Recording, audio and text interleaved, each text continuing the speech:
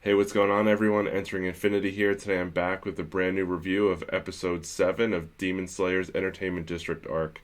Let's jump into it.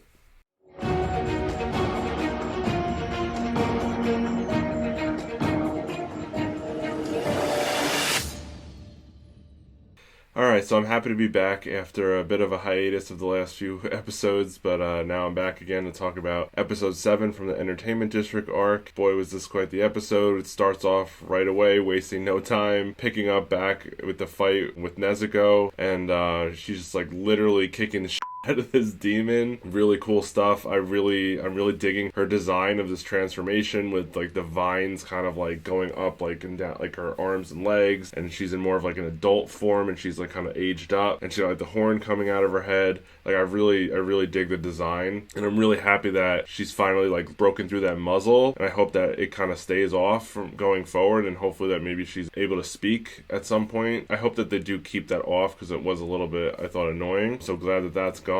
Her glow up is insane. Like, she is so powerful right now. I don't know how she got this strong, but it's quite the sight to behold. So she's just absolutely like obliterating this demon, and the demon kind of fights back with her kind of belt straps where she like goes and like chops her up into a million pieces, but Nezuko is able to somehow congeal her blood, even though like she's decapitated and like, you know, all her limbs are like severed off, and she's able to congeal her blood and like keep herself from like dying, which is like absolutely insane. And the demon even makes a comment that Nezuko has superior healing even to herself as an upper six demon. So it's like absolutely wild like how this kind of just came out of left field right now, but I am enjoying seeing Nezuko kind of pop off like this. It's pretty awesome. The animations of the fights have been absolutely insane. Art is absolutely gorgeous. I literally can't get enough of it. It's so incredible. Like literally like every frame from this season has just been like a work of art and like perfection. Like I can't even believe it. I don't think I've ever seen a series that is as animated as well as this, and in terms of art as well. It's just so incredible. But yeah, so then Nezuko kind of like puts herself back together, and then she uses her blood demon art to like ignite the demon because she was like covered in Nezuko's blood. So like Nezuko's ability is to like set her blood on fire to burn the demon. So like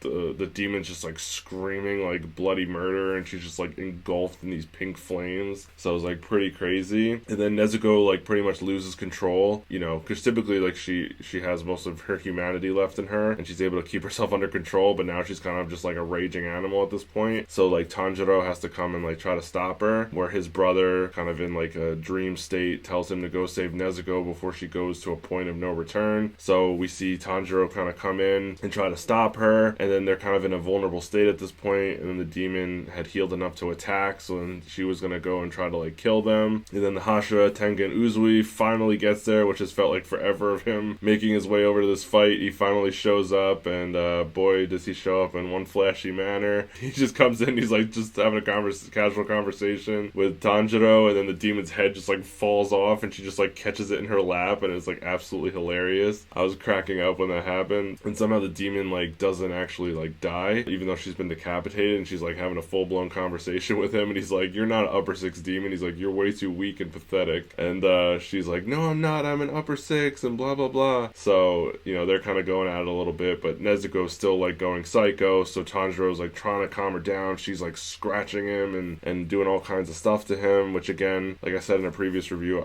I don't really understand that. I always thought that like when a demon scratched you, you turned into a demon, so like I still don't fully understand how that works. I guess unless it's like by their choice, or I don't know how that works. Maybe I forgot that explanation from the beginning. But yeah, I'm still surprised by that. But eventually he has to like sing a song from her childhood to like calm her down, and we get a little flashback of Nezuko with the mother, which was like really nice. And then Nezuko eventually calms down, and she kind of shrinks back into like her little baby form and falls asleep so she can kind of heal up. She took a lot of damage from that fight. It was like severed like several times and lost a lot of blood and everything, so she's trying to heal up. We go back to Tengen Uzui kind of having a conversation, telling the demon to just die already, like, you know, like why isn't she dying? And then all of a sudden the demon starts calling for her brother, and her brother starts like coming out of her back, like some kind of like growth, like tree kind of a thing, just like coming out of her back. And he realizes like right away that this is like bad news. Then he just like darts over there so fast. It's such an awesomely animated sequence where he like comes in, he's like ready to like slice it, and then all of a sudden like you see that he missed, and like the demons were just like in a completely other side of the room, and he's just like, how the heck did he dodge that? And I wonder that too, since he didn't even have any legs and he was just like coming out of her back, so that was like a little bit weird. But clearly this demon's on like a completely different level compared to the female demon that we've been fighting so far, which was like pretty insane, because you could tell even, you know, Uzui was like,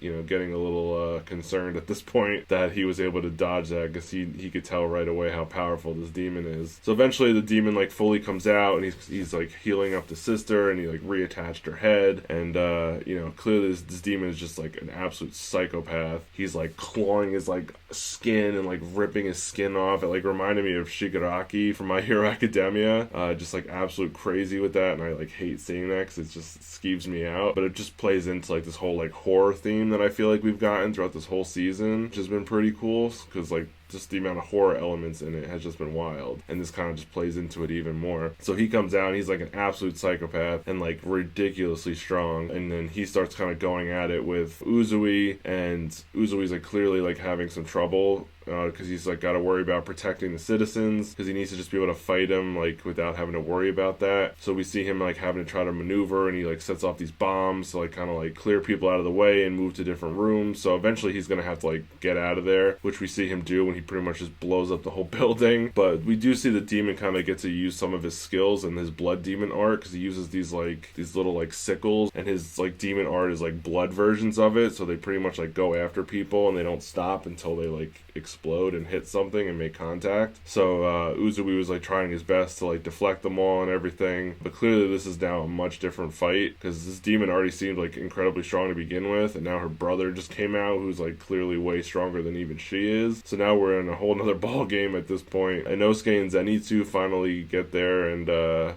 you know, catch up to them, and Tanjiro tells them to go help. Yeah, Uzui's trying to just like hold it down at that point, and you know, they make it finally outside, so now we can kind of have an unrestricted battle, and now all the players are there on the field, in terms of 4 on our side and 2 on their side. So now I think we're going to see them kind of square up and go start throwing down even more next week. Yeah, overall this episode I thought was like really good. I love the art and animation and voice acting and everything. Again, it's just always 10 out of 10. The series is just like in a whole nother level above everything else. It's just absolutely insane. Just absolutely insane. But I'm so happy that the Hashira is finally here. I'm happy that, you know, Zenitsu and Inosuke are finally here. You know, we get the big reveal of the new demon, like the brother coming out of her back. There's so many twists and turns. It just keeps getting crazier and crazier by the minute. So I think ultimately, you know, Uzui is going to be able to take them down with the help of Tanjiro and company. Since we just lost Rengoku in the last major fight against an upper 6 demon, I don't see us taking another L. I really just don't see that happening. So I think we are going to come out on top. It's just a question of like who's going to be the matchups. Like, is it going to be Uzui versus the brother demon, and then the other 3 versus the female demon, the sister, or is it going to be like Tanjiro and the Hashira versus the brother, and then Inosuke and Zenitsu versus the sister demon? Curious like how they're going to kind of line up for this fight. But also I think Tanjiro is going to play a bigger part in this, and I could see him definitely, if not at first, maybe they'll defeat the sister first and go to the brother, but at some point at least I think Tanjiro's gonna be a big help to Uzui to take down this demon, and hopefully he gets to kind of learn more about his sun breathing and kind of develop more during this fight, because we saw some, you know, pretty big developments in the fight against the sister before this. So I'm really excited to see kind of how this all plays out. But yeah, my biggest questions of the episode is, one, like, how strong is Nezuko at this point, and how did she even get this strong? Like, because it's pretty crazy that she's like somehow all of a sudden like above an upper 6 demon that has even